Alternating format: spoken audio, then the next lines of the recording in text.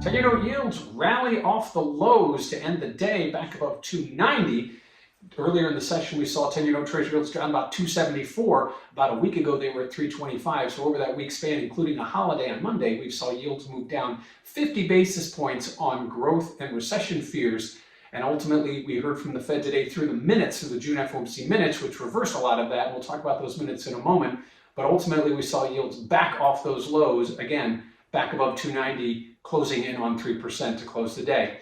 Now, what does this all mean for volatility? Well, if you check out that CVOL index over at CMEgroup.com, you'll notice that volatility has been rising as yields have been declining. That goes against our historical norms. Typically, when volatility goes up, when yields go up, and down when yields go down. We have not seen that. Today, we saw volatility a bit early in the morning as yields declined, and as they started to rise higher back towards the old levels, we started to see volatility coming off. So maybe getting back into that old range triggered some volatility selling, but ultimately it ended lower on the day after seeing a spike higher over the last week. Last, let's talk about those minutes. What did the Fed actually say, and why did things reverse? Well, the Fed led us to believe that they were going to allow growth to suffer at the expense of higher rates. So they're going to fight inflation first and foremost, and they're going to allow the growth numbers to continue to slip.